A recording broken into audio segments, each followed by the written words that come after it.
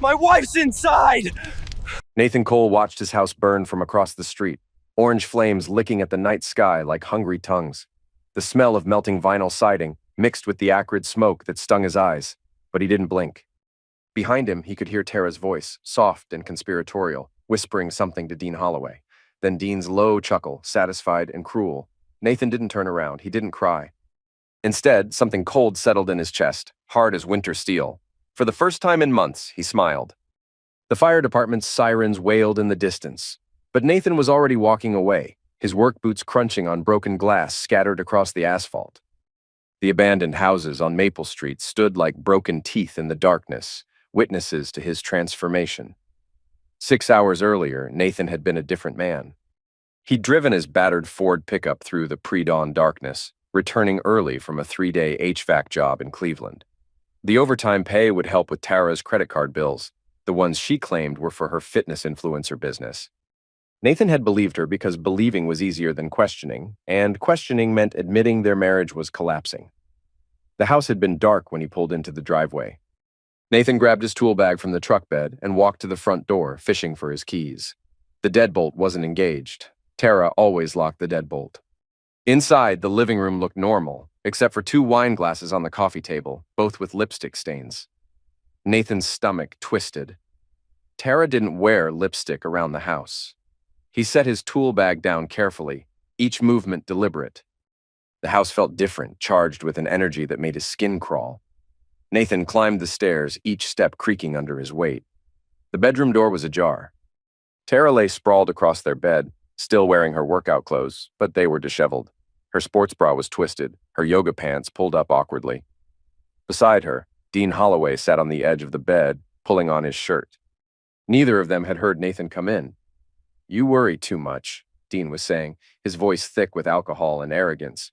"He's just some loser who fixes air conditioners." "What's he gonna do?" Tara giggled, a sound Nathan had once found endearing. Now it cut through him like a blade. "Sometimes I can't believe I married him. He's so ordinary." Nathan stepped into the doorway. "I'm home." Tara bolted upright, her face cycling through surprise, guilt, and finally settling on defiance.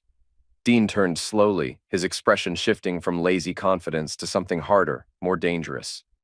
"Nathan," Tara said, her voice taking on that syrupy tone she used when she wanted something. "You're early." "I can see that." Nathan's voice was steady, almost conversational. He looked at Dean, taking in the man's broad shoulders, his expensive watch, the way he carried himself like he owned everything he touched. "You must be Dean." Dean stood up, rolling his shoulders. He was taller than Nathan by 3 inches, broader by 40 pounds. "Yeah, I'm Dean, and you must be the husband." The way he said it, husband sounded like an insult. Nathan nodded. "I am." "We need to talk," Dean said, stepping closer.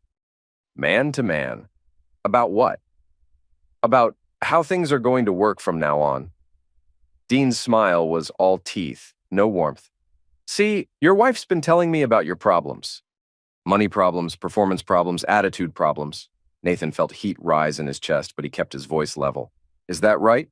"It is. And I've been helping her deal with those problems." Dean gestured toward Tara, who was watching them both with the fascination of someone watching a car accident. "She deserves better than what you've been giving her." Nathan looked at his wife, really looked at her. The woman he married 7 years ago had been ambitious, but kind, driven, but loyal. This version of Tara watched him with cold calculation, waiting to see who would win this contest of wills. "How long?" Nathan asked her. "Nathan, how long have you been screwing him?" Tara's mask slipped for just a moment, revealing something ugly underneath. "It's not what you think. It's exactly what I think." Dean laughed, the sound booming in the small bedroom. "Jesus, you're even more pathetic than she said. Look at you standing there like a kicked dog." Nathan turned his attention back to Dean. "You're in my house." "Your house?" Dean gestured around the modest bedroom with its discount furniture and peeling wallpaper. "This piece of crap? I make more in a week than you make in a year. I could buy this whole neighborhood and tear it down for fun. But you didn't. You just came here to screw my wife." Dean's face darkened. "Watch your mouth." "Or what?" "Or I'll shut it for you." Nathan felt something shift inside him like a gear clicking into place. I think you should leave. I think you should make me. The silence stretched between them, heavy with violence. Nathan could feel Tara's eyes on him, waiting to see if he'd fight or fold. He'd been folding for months, letting her chip away at his confidence with small cuts and casual cruelties. But standing here, looking at Dean's smug face, Nathan realized he was tired of bleeding. Okay, Nathan said quietly. Dean blinked, clearly expecting more of a reaction. Okay, what? Okay, I'll make you leave. Nathan moved fast, not toward Dean, but toward the bedroom window. He grabbed the baseball bat he kept beside the dresser, the one he'd bought after their neighborhood had been hit by a string of break-ins. Dean started to react, but Nathan was already swinging. The bat connected with the window in an explosion of glass. The sound was tremendous in the small room, like a bang. Dean jumped backward, his confident posture cracking. Jesus Christ, what are you doing? Tara screamed. Nathan hefted the bat again, this time pointing it at Dean's chest. Helping you leave? Dean's face went through several expressions: surprise, anger, and finally calculation. He was bigger than Nathan, stronger probably, but Nathan had a weapon and the look of a man with nothing left to lose. You're crazy, Dean said, backing toward the door. Maybe, but I'm crazy in my own house, holding a baseball bat. What are you? Dean looked at Tara, who was staring at Nathan like she'd never seen him before. This isn't over, he said. Yeah, it is. Dean left, his footsteps heavy on the stairs. Nathan heard the front door slam, then the sound of an expensive car engine starting. He set the bat down and turned to face his wife. Pack your things, he said. Nathan, we need to talk about this. No, we don't. You made your choice. Now I'm making mine. Tara's expression shifted again, from shock to anger to something that might have been fear. You can't just throw me out. I have rights. You have the right to leave. You can do it now or you can do it later. But you're going to do it. Fine, she said, sliding off the bed. But don't think this is over. I'm not some little housewife you can just push around. Nathan watched her stuff clothes into a suitcase, her movements jerky with rage. I never thought you were. I've been supporting this family with my influencer income while you've been crawling around in attics like some kind of servant. Is that what you told him? Tara paused, her hands full of expensive workout clothes. Nathan had never seen before. Told him what? That you support this family. Because last I checked, I pay the mortgage, the car payment, the insurance, the utilities, and most of the groceries. Your influencer income goes to clothes, cosmetics, and gym memberships. I'm building a brand. You're building a lie.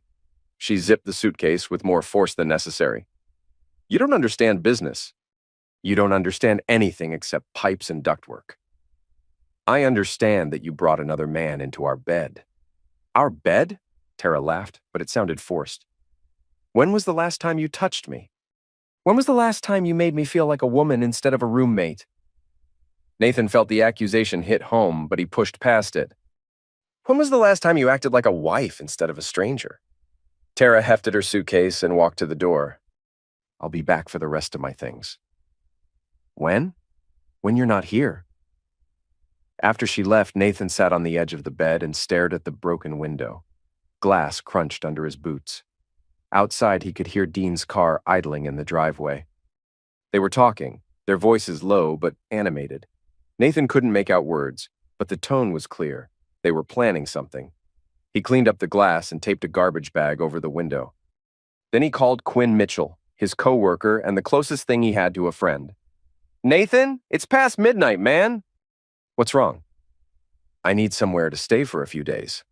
What happened? I'll tell you when I get there.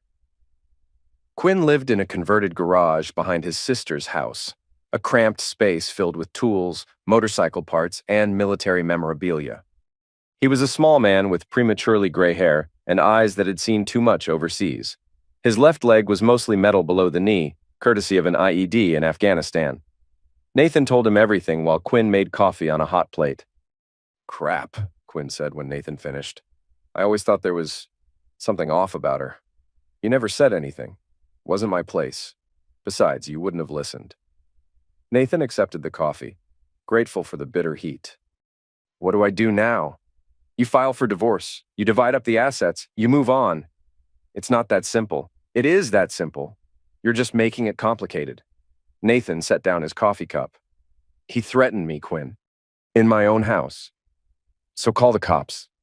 And tell them what? That a guy was screwing my wife and hurt my feelings? Quinn studied Nathan's face. There's more to it than that. He looked at me like I was nothing. Like I was some kind of insect he could step on. Maybe you are? Nathan looked up sharply. Quinn's expression was steady, not cruel, but not gentle either. I mean it, Quinn continued. Maybe you've been acting like an insect for so long that's all people see when they look at you. Thanks for the pep talk. I'm serious. When's the last time you stood up for yourself? When's the last time you took what you wanted instead of asking permission? Nathan thought about it. I don't know. That's the problem. You've been sleepwalking through your own life, and now you're surprised when someone else starts living it for you. Nathan finished his coffee and set the cup aside. So what are you saying? I'm saying maybe it's time to wake up. Nathan spent the next 3 days at Quinn's place, going through the motions of his regular routine. He went to work, fixed air conditioners, came home to Quinn's garage. But something was different. The hurt was still there, sharp and constant, but underneath it was something else, something harder. On Thursday evening, Nathan drove back to his house to pick up more clothes. The street was dark, most of the houses abandoned or occupied by tenants who kept to themselves. Nathan pulled into his driveway and noticed something wrong immediately. The front door was ajar. He sat in his truck for a long moment, engine running, considering his options. He could call the police, but what would he tell them? That his estranged wife might be in his house? That wasn't a crime. Nathan turned off the engine and got out. He walked to the front door and pushed it open. The house reeked of gasoline. Nathan's heart hammered as he fumbled for the light switch. The living room was exactly as he'd left it, except for the dark stains on the carpet and furniture. Someone had doused everything in gasoline. Jesus, Nathan whispered. He heard a sound from upstairs, footsteps, deliberate and heavy. Nathan grabbed a kitchen knife from the counter and started up the stairs. The bedroom door was open. Dean Holloway stood beside the bed, holding a gas can in one hand and a cigarette lighter in the other. He was wearing dark clothes and latex gloves. You're early again, Dean said conversationally. Nathan gripped the knife tighter. What are you doing? Sending a message? By burning down my house? By showing you what happens when you don't listen? Dean set the gas can down but kept the lighter. I told you this wasn't over. This is arson. You'll go to prison, Dean laughed. For what? There's no evidence I was ever here, and once this place goes up, there won't be any evidence of anything. Except me. Yeah, except you. Dean's smile faded. That's a problem I'm going to have to solve. Nathan realized with crystal clarity that Dean intended to eliminate him. The knowledge hit him like a physical blow, but it also brought a strange calm. All the confusion and hurt of the past few days crystallized into something simple and pure. You're going to homicide me over a woman who was cheating on both of us? Dean's confident expression faltered. What? You think you're the only one? Tara's been playing this game for years. Different gyms, different trainers, different suckers who thought they were special. You're lying. Am I? How many times has she canceled plans with you? How many times has she been too busy to see you when you wanted? Dean's thumb moved over the lighter's wheel, but he didn't strike it. Shut up. She's probably with someone else right now. Some new guy who makes her feel special, at least until the novelty wears off. I said shut up. Dean flicked the lighter. The flame danced between them, tiny but deadly in the gasoline-soaked air. Nathan knew he had seconds before Dean dropped it. He threw the knife. Nathan had never thrown a knife at a person before, but he'd spent enough time in Quinn's garage to know the basics. The blade tumbled end over end and caught Dean in the shoulder, not deep, but hard enough to make him stumble. Dean dropped the lighter. Nathan dove forward, tackling Dean around the waist. They crashed into the dresser, sending bottles of Tara's perfume flying. Dean was bigger and stronger, but Nathan had desperation on his side. They rolled across the floor, fighting for position. Dean's fist connected with Nathan's jaw, stars exploding behind his eyes. Nathan drove his elbow into Dean's ribs, feeling something crack. You little crap, Dean gasped, trying to get his hands around Nathan's throat. Nathan bucked his hips, throwing Dean off balance. He scrambled to his feet and kicked Dean in the stomach. Dean doubled over, wheezing. Get out of my house, Nathan panted. Dean looked up at him, blood running from his nose. This isn't over. Yeah, it is. Nathan helped Dean to his feet, not out of kindness, but to get him moving toward the door. Dean stumbled down the stairs, one hand pressed to his wounded shoulder. You have no idea what you just started, Dean said at the front door. I know exactly what I started. After Dean left, Nathan opened all the windows and turned on every fan in the house. The gasoline smell was overwhelming, but it would dissipate. He found the lighter on the bedroom floor and put it in his pocket. Then he called Quinn. I need to borrow your truck, Nathan said. What's wrong with yours? Nothing, but I need something that can't be traced back to me. Quinn was quiet for a long moment. What are you planning? I'm planning to wake up. Nathan spent the next week learning everything he could about Dean Holloway. It wasn't hard. Dean was the kind of man who loved attention, who documented his life on social media and bragged about his successes to anyone who would listen. Dean owned 3 high-end gyms in the city: Iron Temple, Apex Fitness, and Warrior's Den. He'd started with family money, expanded with questionable loans, and maintained his empire through intimidation and corner cutting. His gyms charged premium prices but skimped on safety and maintenance. More importantly, Dean had enemies, lots of them. Nathan started with the employees. He visited each gym during busy hours, posing as a potential member. He talked to trainers, front desk staff, maintenance workers. He bought them coffee, listened to their complaints, and slowly built a picture of Dean's operation. The picture wasn't pretty. Dean routinely fired employees for minor infractions, then fought their unemployment claims. He cut corners on equipment maintenance, leading to several injuries. He'd been cited by the health department multiple times for unsanitary conditions. Most damning of all, he'd been skimming from the company's 401k plan, using employee retirement funds to cover his gambling debts. Nathan documented everything. He took pictures of broken equipment, recorded conversations with disgruntled employees, and collected copies of safety reports. He was methodical, patient, and careful. Meanwhile, Tara was becoming a problem. She'd been calling him constantly, alternating between apologies and threats. She wanted to reconcile, she said. She'd made a mistake. Dean meant nothing to her. Nathan didn't believe her, but he played along. He agreed to meet her for coffee at a neutral location, a diner downtown where they'd gone on their first date. Tara looked good. She always looked good. She was wearing a new dress, expensive makeup, and jewelry Nathan had never seen before. She'd lost weight, which made her already sharp features look carnivore-y. You look tired, she said, sliding into the booth across from him. I've been working. I heard about what happened at the house. Dean told me you attacked him. Nathan stirred his coffee. Is that what he told you? He said you went crazy. He said you tried to stab him. I defended myself in my own house. Against a man who was trying to burn it down? Tara's expression flickered. That's not what happened. Isn't it? Why don't you tell me what happened? Tara looked uncomfortable. Dean said you were drunk. He said you were making threats. Dean's lying. Why would he lie? Nathan leaned forward. Because he's trying to cover up the fact that he broke into my house and tried to commit arson. Because he knows if the truth comes out, he'll go to prison. You're being paranoid. Am I? Tell me something, Tara. How long have you known Dean? A few months. How did you meet him? At the gym. He was giving me training advice. Which gym? Iron Temple. Nathan nodded. How many other women has he trained there? Tara's face went pale. What do you mean? I mean, Dean has a reputation. He targets married women, tells them their husbands don't appreciate them, makes them feel special. Then he uses them until he gets bored. That's not true. His ex-wife filed a restraining order against him. Did he tell you that? Tara shook her head.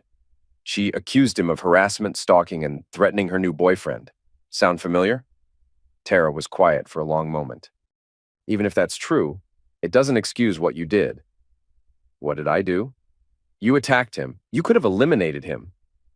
Nathan felt something cold settle in his chest. Would that have bothered you? Of course it would have bothered me. You're my husband. No, I'm not. Not anymore.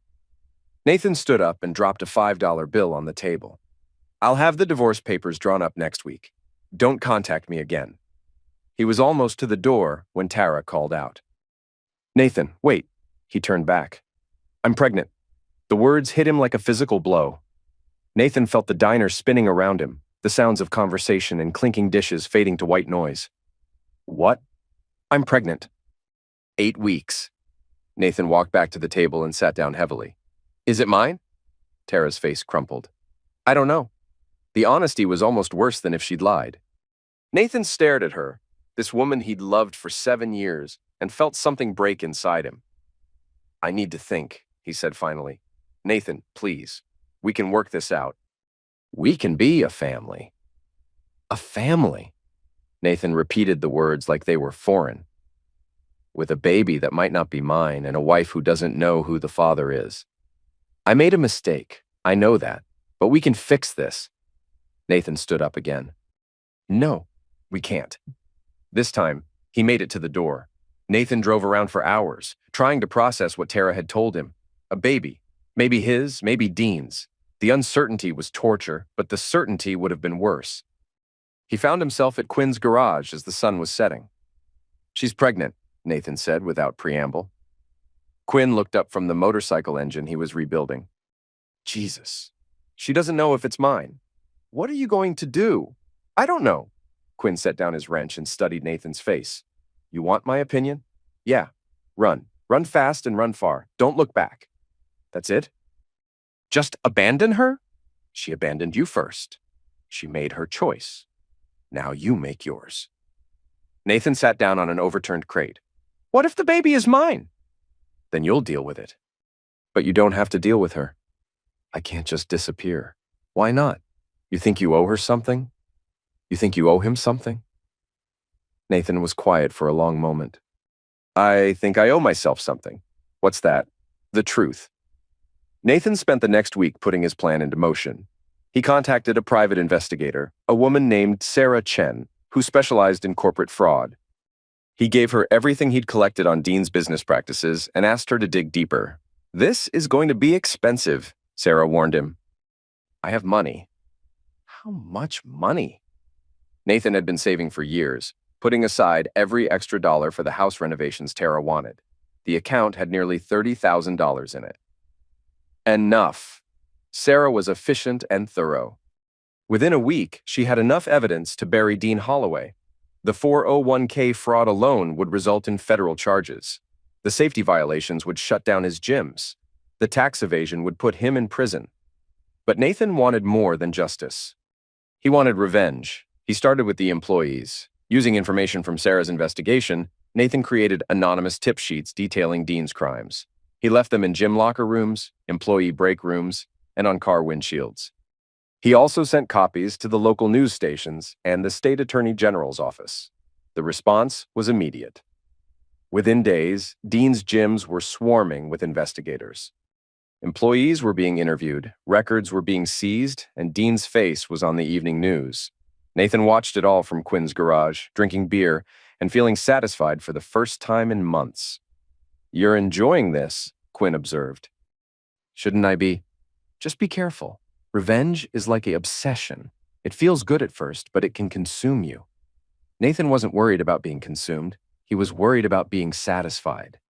Because despite everything that had happened, despite the investigations and the media attention, Dean was still free, still arrogant, still convinced he was untouchable.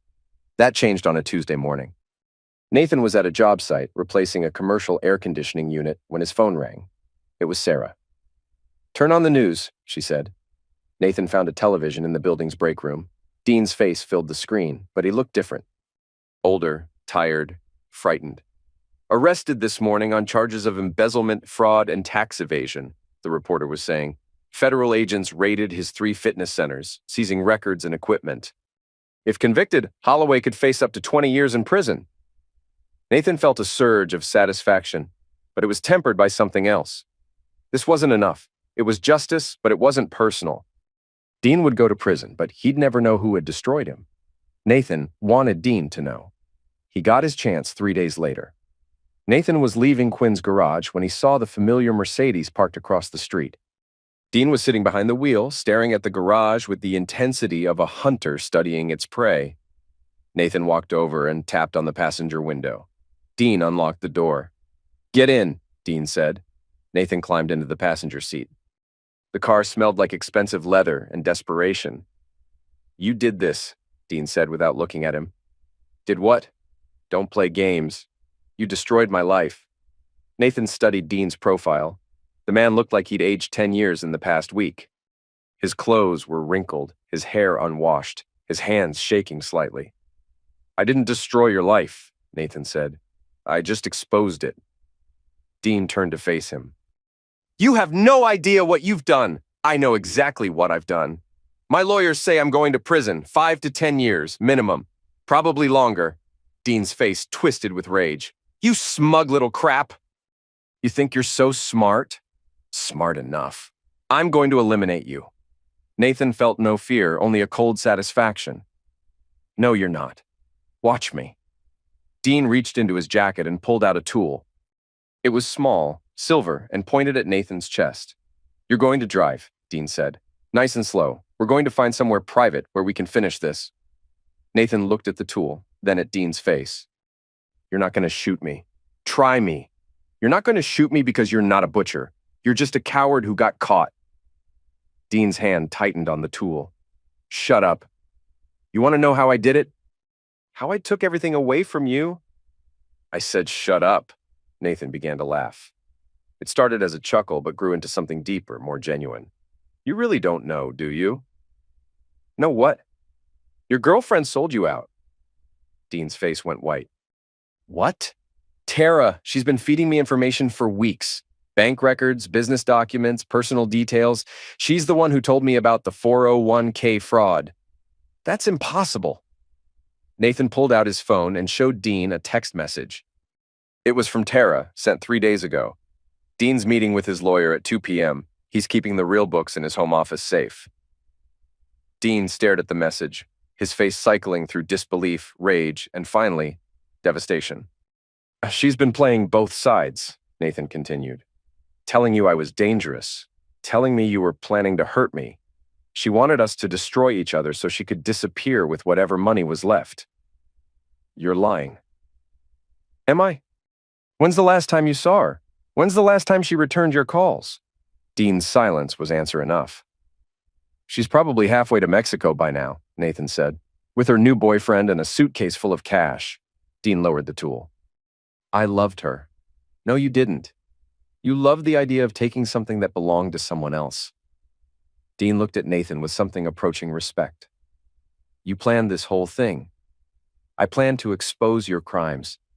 Everything else was just bonus." Dean tucked the tool back into his jacket. "What now? Now you go to prison, and I go on with my life." "Just like that?" "Just like that."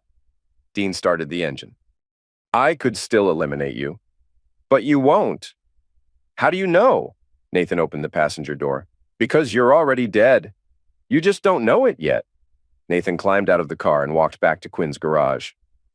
He didn't look back, but he heard the Mercedes drive away. 3 weeks later, Dean pleaded guilty to all charges. He was sentenced to 8 years in federal prison. His gyms were liquidated to pay back the stolen retirement funds.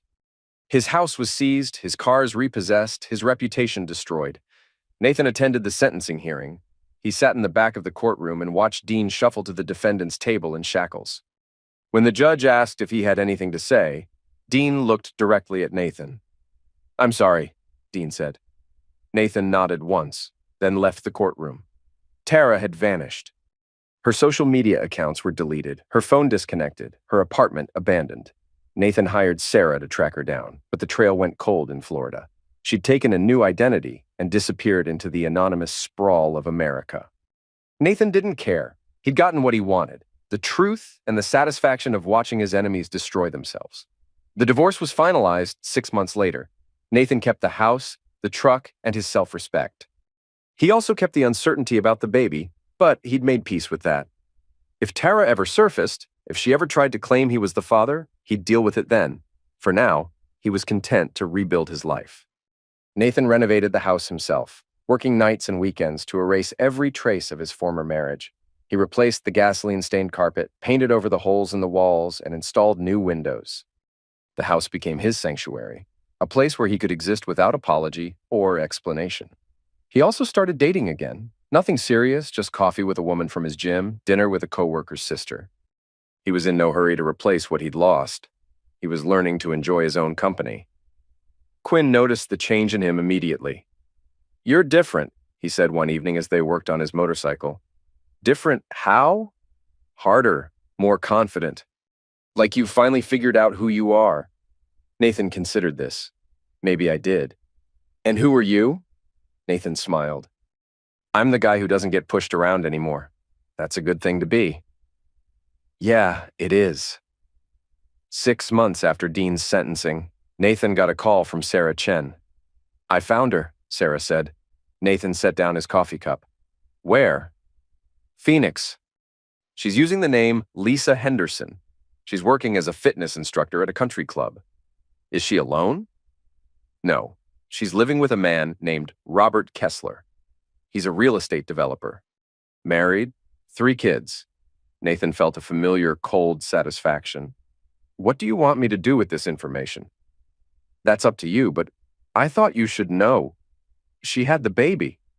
Nathan's hand tightened on the phone. "When?" 4 months ago. A girl." "Did you get DNA?" "No, but I have photos." Nathan closed his eyes. "Send them to me." The photos arrived an hour later. Nathan opened them on his laptop and stared at the screen. The baby was beautiful, with dark hair and serious eyes. She looked like Tara, but with softer features, less carnivory. She also looked like Nathan. Nathan stared at the photos for a long time, feeling something he hadn't expected, not anger or hurt, but a strange kind of peace. Whether the baby was his or not, she was innocent. She deserved better than being used as a weapon in her mother's games. Nathan picked up his phone and dialed Sarah's number. "I want you to set up a trust fund," he said. "For the baby?" "For the baby, anonymous. She'll have access to it when she turns 18. "How much?" Nathan thought about the money he'd saved for house renovations, the money he'd used to destroy Dean, the money he'd put aside for a future that no longer existed. 50,000. "More if I can manage it." "Nathan, are you sure about this?" "I'm sure." Nathan hung up and closed the laptop. He walked to the window and looked out at his neighborhood. The abandoned houses were still there, but some of them were being renovated by young families drawn by the low prices and the promise of urban renewal. Change was coming, whether people wanted it or not. Nathan's phone rang. It was Quinn. "You busy tonight?" Quinn asked. "Not particularly." "Good. I want to show you something." Nathan drove to Quinn's garage and found his friend waiting outside with a bottle of whiskey and 2 glasses. "What's the occasion?" Nathan asked. "I re-enlisted." Nathan stared at him. "You what?" "I re-enlisted. I'm going back to Afghanistan. Quinn, you're 42 years old. You have a metal leg. They won't take you." "They took me. I'm going back as a trainer. Teaching younger guys how to stay alive." Nathan accepted the whiskey Quinn offered him. "Why?" "Because I'm good at it, because it matters." "Because sitting in this garage feeling sorry for myself isn't a life." They drank in silence for a while, watching the sun set over the city. "When do you leave?" Nathan asked. 2 weeks. "What about your sister?" "What about this place?" "My sister's got her own life. As for this place," Quinn gestured at the cluttered garage, "it's yours if you want it." Nathan looked around at the tools, the motorcycle parts, the military memorabilia that had become as familiar as his own possessions. "I can't afford rent on 2 places. No rent. I'm signing it over to you. Consider it payment for putting up with my BS all these months." "Quinn, don't argue. You need a workshop, and I need to know this place is going to someone who'll take care of it." Nathan felt something tighten in his throat. "Thank you. Don't thank me yet. There's something else." Quinn walked to a metal cabinet and pulled out a manila folder. "Remember when you asked me to look into Dean's background? Before all this went down?" "Yeah. I found something. Something I didn't tell you because I thought you had enough to deal with." Nathan took the folder and opened it. Inside were photographs, police reports, and medical records. The photos showed a woman with a bruised face, a broken arm, and eyes that looked dead. "Dean's ex-wife," Quinn said. "The one who filed the restraining order." Nathan studied the photos. "He did this to her. He did worse. She lost a baby because of what he did to her. 7 months pregnant." Nathan felt ice form in his stomach. Jesus. She never pressed charges. Too scared, too broken, but she documented everything. Photos, hospital visits, police reports that never went anywhere. Why are you showing me this now? Because Dean's getting out. Nathan looked up sharply. What? Good behavior, overcrowding, legal technicalities? He'll be out in 18 months, maybe less. Nathan closed the folder. What's her name? The ex-wife? Jennifer Walsh. She lives in Colorado now, runs a shelter for abused women. Does she know he's getting out early? Not yet, but she will. Nathan tucked the folder under his arm. I need to make a phone call. Nathan, whatever you're thinking, I'm thinking Dean Holloway has hurt enough women. The man's going to prison. Isn't that enough? Nathan thought about the baby in Phoenix, about Jennifer Walsh's broken face, about Tara's lies and manipulations. No, it's not enough. That night, Nathan called Jennifer Walsh. Her voice was cautious, wary of strangers calling after dark. Miss Walsh, my name is Nathan Cole. I'm calling about Dean Holloway. There was a long silence. What about him? He's getting out early. 18 months, maybe less. Another silence, longer this time. How do you know? Nathan told her everything, about Tara, about the fire, about the investigation that had put Dean in prison. Jennifer listened without interrupting.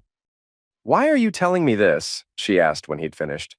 Because you have a right to know, and because I think you and I want the same thing. What's that? To make sure he never hurts another woman. Jennifer was quiet for a long moment. What are you proposing? I'm proposing we finish what the justice system started. I don't understand. Dean's going to get out, and he's going to want revenge. On me, on you, on anyone who stood up to him. We can wait for him to come after us, or we can be ready for him. Ready how? Nathan looked around Quinn's garage, at the tools and equipment that could be used for more than just fixing motorcycles. I'm still working that out. Mr. Cole, I appreciate the call, but I've built a new life. I don't want any part of whatever you're planning. I understand, but if you change your mind, you have my number. I won't change my mind. But she did. 3 days later, Jennifer called Nathan back. He contacted me, she said without preamble. Dean? Through his lawyer. He wants to see me. For closure, he says. Nathan felt his jaw tighten. Are you going to see him? I don't know. Part of me wants to. Part of me wants to look him in the eye and tell him he didn't break me. And the other part? The other part is terrified. Nathan made a decision. I'm coming to Colorado. Mr. Cole, call me Nathan. And don't argue. If Dean's reaching out to you from prison, it means he's planning something. You shouldn't face that alone. I don't need protecting. Everyone needs protecting sometimes. Nathan flew to Colorado the next day. He met Jennifer at her shelter, a converted warehouse in a rough part of Denver. She was smaller than he'd expected, with short brown hair and observant eyes.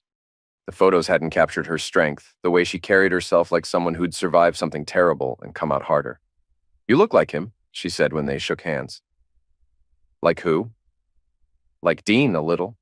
Same build, same quiet intensity. It's unsettling. Nathan understood. Do you want me to leave? No. I want you to help me understand what he's really after. They sat in Jennifer's office while she showed him the letters Dean had been sending through his lawyer. They were carefully worded, legally sanitized, but the underlying message was clear. Dean blamed Jennifer for his downfall, and he intended to settle the score when he got out. He thinks I testified against him, Jennifer said, but I didn't. I never spoke to the police, never contacted the prosecutors. I was too scared. It doesn't matter what you did or didn't do. In his mind, you're responsible. Just like you're responsible for destroying his business. Nathan nodded. The question is, what do we do about it? I've been thinking about that. I have an idea, but you're not going to like it. Try me. Jennifer pulled out another folder, this one thick with legal documents. I've been documenting everything Dean has done, not just to me, but to other women, ex-girlfriends, employees, clients. There are at least a dozen sufferers, maybe more. Are any of them willing to testify? Some are. But that's not what I'm thinking. What are you thinking? Jennifer leaned forward. I'm thinking we give Dean exactly what he wants, which is a confrontation, one-on-one, no lawyers, no police, no rules. Nathan stared at her. You want to meet with him? I want to lure him into a situation where he shows his true nature, where he incriminates himself, threatens me, maybe even attacks me. That's insane. Is it? The legal system failed me once. It's failing me again by letting him out early. Maybe it's time to try a different approach. Nathan thought about it. You want to record him? I want to document everything. Video, audio, witnesses. I want to create evidence so damning that no judge or jury could ignore it. And if he eliminates you in the process? Jennifer's smile was cold. Then, at least he'll go back to prison for life. Nathan spent 3 days in Colorado helping Jennifer refine her plan. It was dangerous, possibly suicidal, but it had one advantage. It might actually work. Dean was scheduled for release in 14 months. That gave them time to prepare, to set up the confrontation on their terms rather than his. I need to ask you something, Jennifer said on Nathan's last night in Colorado. What? Why are you doing this? Why do you care what happens to me? Nathan thought about the question. Because Dean needs to be stopped. Because the system isn't going to stop him. And because what? Because I know what it's like to be underestimated? Nathan returned to Michigan with a new sense of purpose. He moved into Quinn's garage officially, converting part of it into a living space and the rest into a workshop. He kept working his HVAC jobs, but his real focus was on preparing for Dean's release. He studied everything he could find about prison releases, parole conditions, and the psychology of violent offenders. He learned that most ex-convicts who committed new crimes did so within the first 6 months of release, when the stress of readjustment was highest. He also learned that Dean's parole would require him to stay in Michigan, report to a parole officer weekly, and avoid contact with his sufferers. The last condition was the most important. Any attempt to contact Nathan or Jennifer would be a parole violation that could send Dean back to prison immediately. Nathan hoped Dean would be smart enough to stay away, but he doubted it. The confirmation came 8 months later in the form of a phone call from Sarah Chen. He's been asking about you, she said. Dean? I have a contact in the prison system. Dean's been pumping other inmates for information about private investigators, about how to track someone down without leaving a trail. Has he found anything useful? Not yet, but he's persistent. Nathan felt the familiar cold satisfaction settle in his chest. Good, let him look. Nathan, this man is dangerous. When he gets out, I'll be ready for him. Nathan was more than ready. He'd spent months preparing for Dean's release, turning Quinn's garage into a fortress. He'd installed security cameras, motion sensors, and reinforced doors. He'd also been training, learning not just self-defense, but strategy, patience, and the kind of cold calculation that had served him so well against Dean's business empire. Most importantly, he'd been building alliances. Jennifer in Colorado, Sarah in the investigative community, and a growing network of Dean's other sufferers who were tired of being afraid. Dean was released on a gray Tuesday morning in November. Nathan watched it happen from across the street, sitting in a rented car with tinted windows. Dean walked out of the federal correctional facility carrying a single duffel bag and wearing clothes that were 2 years out of style. He looked older, harder, with the pale complexion of someone who'd spent too much time indoors. A woman was waiting for him in a beat-up sedan. Nathan didn't recognize her, but he took photos anyway. Dean climbed into the passenger seat, and they drove away. Nathan followed them to a halfway house on the east side of the city, a grim building surrounded by chain-link fence and security cameras. He watched Dean check in, then drove back to his garage. The waiting began. For 3 weeks, Dean followed his parole conditions perfectly. He reported to his parole officer, attended mandatory counseling sessions, and worked part-time at an auto parts store. Nathan monitored him through a combination of surveillance and inside information from Sarah's contacts. Dean was being a model parolee, which meant he was planning something. The first sign came on a Thursday evening. Nathan was working late in his garage when his security system alerted him to movement outside. He checked the cameras and saw a figure in dark clothes examining his truck. Nathan grabbed a baseball bat and stepped outside. "Can I help you?" The figure straightened up. It was Dean, thinner than before, but still imposing in the dim light. "Hello, Nathan." "You're violating your parole." "Am I? I'm just walking through the neighborhood." "At midnight. Looking at my truck?" Dean smiled, the same carnivory expression Nathan remembered from their confrontation 2 years ago. "Nice truck. Would hate for something to happen to it." "Something like what?" "Oh, accidents happen, especially to people who stick their noses where they don't belong." Nathan hefted the bat. You threatening me?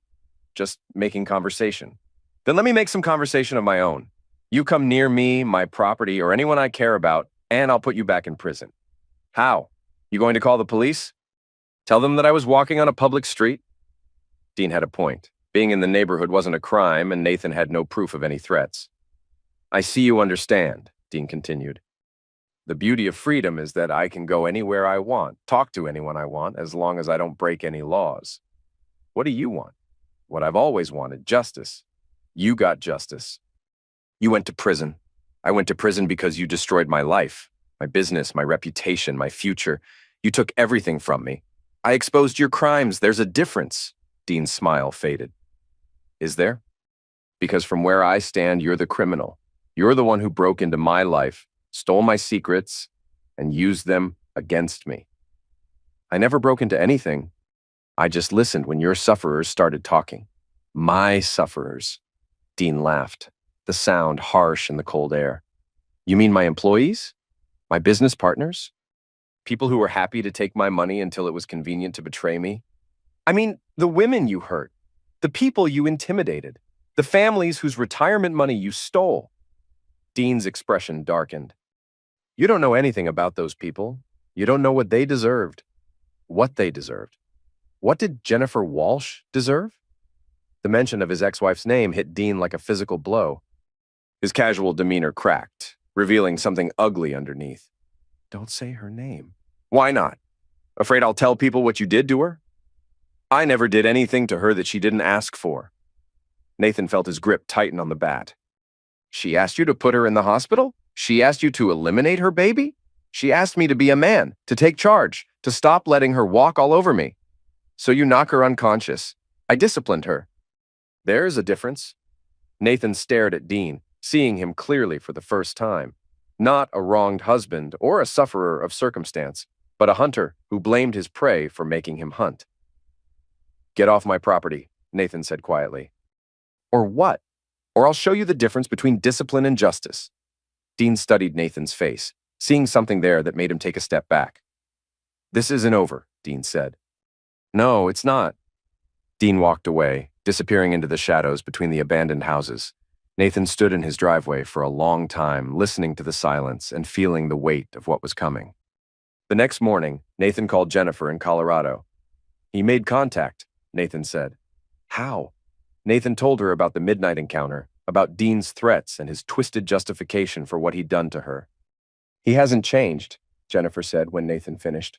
No, he hasn't. If anything, prison made him worse. What do we do now? Nathan looked around his garage at the tools and equipment he'd assembled, at the cameras and security measures that turned his home into a fortress. Now we set the trap. The plan was simple in concept, complex in execution. Nathan would continue his normal routine, making himself an available target while documenting every interaction with Dean. Meanwhile, Jennifer would travel to Michigan, ostensibly to visit Nathan, but actually to provide additional evidence of Dean's violations. You're using yourself as bait, Jennifer said, when Nathan explained his strategy. We're both using ourselves as bait. This could go very wrong. It's already gone wrong. Dean's free, he's angry, and he's planning something. We can wait for him to make his move, or we can force him to make it on our terms.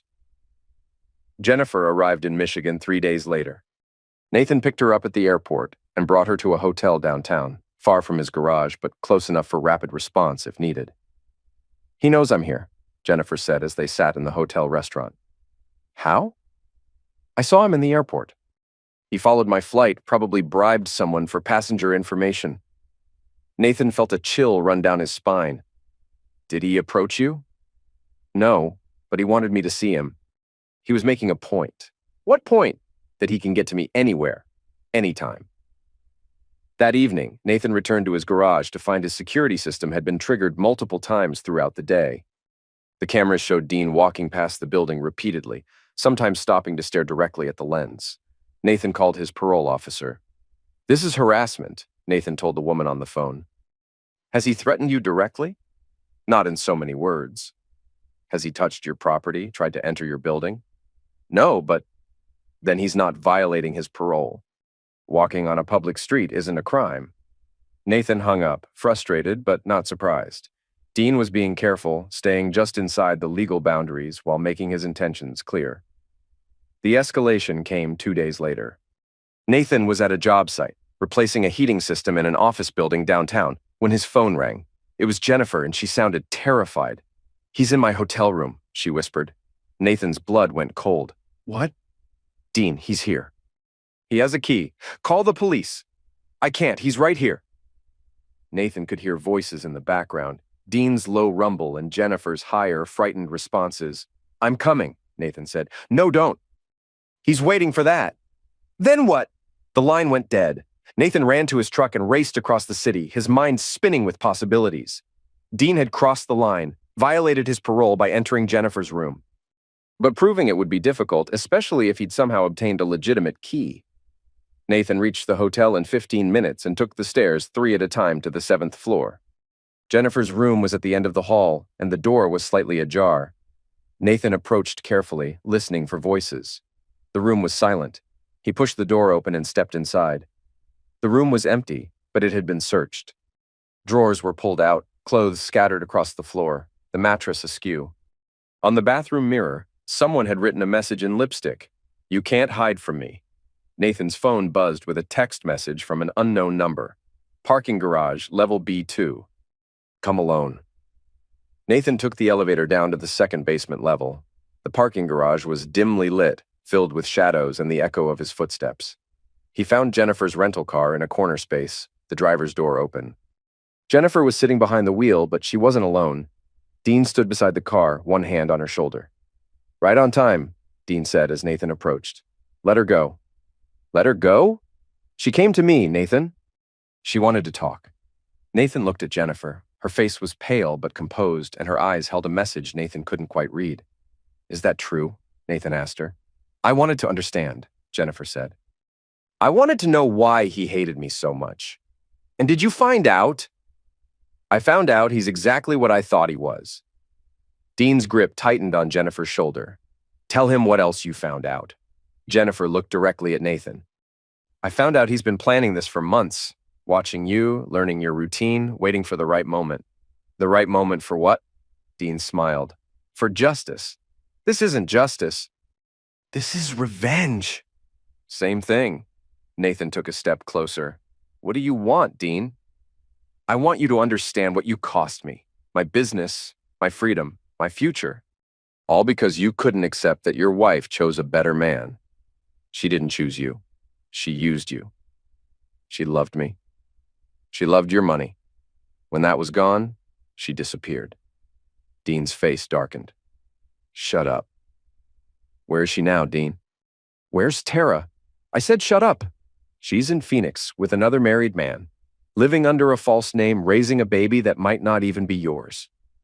Dean released Jennifer's shoulder and turned to face Nathan fully. "You're lying." "Am I? Or did you never think to look for her? Were you too busy planning revenge to notice that the woman you destroyed your life for has already moved on?" "I don't believe you." Nathan pulled out his phone and showed Dean the photos Sarah had taken. Tara with another man, holding a baby, looking happy and content in her new life. Dean stared at the photos, his face cycling through disbelief, rage, and finally, something that might have been heartbreak. "She promised me," Dean whispered. "She promised me too, for 7 years." Dean looked up from the phone, his eyes bright with fury. "You did this. You turned her against me. I didn't have to." "She was never on your side to begin with." Dean lunged forward, his hands reaching for Nathan's throat. Nathan sidestepped, grabbed Dean's wrist, and used his momentum to send him stumbling into a concrete pillar. Dean recovered quickly, spinning around with a wild swing. Nathan ducked and drove his fist into Dean's solar plexus, doubling him over. "Enough!" Jennifer said sharply. Both men turned to look at her. She was standing beside her car now, holding something in her hand. It took Nathan a moment to realize it was a tool. "Jennifer," Nathan started. "Both of you step back." Nathan raised his hands and took several steps away from Dean, who was still gasping for breath. "I didn't come here to watch you two knock each other to end," Jennifer said. "I came here to end this." "Jennifer, put the tool down," Nathan said. "Why? So he can hurt more women? So he can spend the rest of his life stalking and terrorizing anyone who crosses him?" Dean straightened up, his eyes fixed on the weapon. You don't have the guts, don't I? You're a sufferer. Sufferers don't fight back. Jennifer's expression didn't change, but Nathan saw her finger tighten on the trigger. Don't do this, Nathan said. You're better than he is. Am I? Because right now, looking at him, I don't feel better. I feel angry. I feel like the world would be a safer place without Dean Holloway in it. Maybe it would be, but that's not your choice to make. Whose choice is it? The justice system that let him out early? The parole officer who won't do anything about his harassment? The police who don't care about sufferers until they're already dead? Nathan could see Jennifer's point, could feel the seductive pull of permanent solutions to permanent problems. But he also knew that eliminating Dean wouldn't heal Jennifer's wounds or make either of them whole. Give me the tool, Nathan said, stepping closer. No. Jennifer, look at me. She shifted her gaze from Dean to Nathan, and he saw tears in her eyes. This isn't who you are, Nathan said gently. You're someone who helps people, who builds shelters and saves lives. Don't let him turn you into something else. He already did that. A long time ago. Then don't let him finish the job. Jennifer stared at Nathan for a long moment, then at Dean, who was watching them both with the fascination of someone witnessing his own execution. Finally, she lowered the tool. You're right, she said. This isn't who I am. She handed the weapon to Nathan, who immediately checked the safety and slipped it into his jacket pocket. This is touching, Dean said, his voice dripping with sarcasm. But it doesn't change anything. You can't watch me forever. Sooner or later, I'll find my opportunity. No, you won't, Nathan said. Why? Because you'll stop me. Because you're going back to prison, Dean laughed. For what? Walking in public places? Having conversations? Nathan pulled out his phone and played a recording. Dean's voice filled the garage. I want you to understand what you cost me. My business, my freedom, my future. All because you couldn't accept that your wife chose a better man. Violation of parole, Nathan continued, switching to another recording. Threatening behavior toward sufferers. Another recording. You can't watch me forever. Sooner or later, I'll find my opportunity. Dean's face went white as he realized what had happened. You've been recording me. We've been recording you. Jennifer's been wearing a wire since she got here. Every threat, every violation, every admission of guilt. Jennifer pulled a small device from her jacket and held it up. Voice-activated, cloud storage, automatic transmission to law enforcement. Even if you eliminated both of us right now, the evidence would still exist. Dean looked back and forth between them, understanding finally dawning in his eyes. You set me up. You set yourself up, Nathan said. We just gave you the rope. Sirens echoed in the distance, growing louder. Nathan had called the police before entering the garage, giving them enough time to respond, but not enough to interfere with the confrontation. They're coming for you, Dean, Jennifer said, and this time you won't get out early for good behavior. Dean's composure finally cracked. He looked around the garage like a trapped animal, searching for an escape route that didn't exist. This isn't over, he said, backing toward the stairwell. Yes, it is, Nathan replied. Dean turned and ran, his footsteps echoing off the concrete walls. Nathan made no move to follow him. There was nowhere for Dean to go, and running would only make things worse for him. The police arrived 5 minutes later, followed by Dean's parole officer and a federal marshal. Nathan and Jennifer handed over their recordings and gave detailed statements about Dean's violations. Dean was arrested 6 blocks away, caught trying to break into a car in a hospital parking lot. The additional charge of attempted auto theft ensured that his return to prison would be swift and permanent. At his hearing, Dean received a sentence of 15 years for parole violations, harassment, and property crimes. With his previous record, he would serve at least 12 years before becoming eligible for parole again. Nathan attended the sentencing, sitting in the same back row where he'd watched Dean's original conviction. This time, Dean didn't look at him when the judge read the sentence. He stared straight ahead, his face empty of expression. Justice, Nathan thought, was a dish best served cold. After the hearing, Nathan and Jennifer had dinner at a quiet restaurant downtown. They talked about their futures, about the relief of finally being free from Dean's shadow. What will you do now? Jennifer asked. Go back to my life. Fix air conditioners, renovate my house, maybe take a vacation. You should. You've earned it. Nathan smiled. What about you? Back to Colorado, back to the shelter. There are other women who need help dealing with men like Dean. And if they need someone to help set up recording equipment or gather evidence, Jennifer returned his smile. I know who to call. Nathan drove Jennifer to the airport the next morning and watched her plane disappear into the gray Michigan sky. Then he drove home to his garage, to his tools and his solitude and his hard-won peace. The house across the street had been sold while he was dealing with Dean. A young family was moving in, a husband and wife with 2 small children. Nathan watched them unload boxes from a moving truck, listened to the children's laughter echo off the abandoned buildings. Change was coming to his neighborhood just like it had come to his life. Some of it was good, some of it was necessary, and all of it was better than standing still. Nathan walked into his garage and looked around at the space that had become his sanctuary. Quinn's tools still hung on the walls, organized with military precision. The motorcycle Quinn had been rebuilding sat under a tarp, waiting for someone with the skill and patience to finish it. Nathan pulled off the tarp and ran his hand over the bike's chrome gas tank. Maybe it was time to learn something new. His phone buzzed with a text message from an unknown number. For a moment, Nathan's heart skipped, wondering if Dean had somehow managed to contact him from prison, but the message was from Sarah Chen. Saw the news about Dean's sentencing. Well done. If you ever want to change careers, I could use someone with your investigative instincts. Nathan smiled and typed back, Thanks, but I like fixing things. It's honest work. Fair enough. Stay in touch. Nathan set his phone aside and picked up a wrench. Outside, he could hear the new neighbors laughing as they carried furniture into their house. Somewhere in Phoenix, a little girl was growing up without knowing her father's name.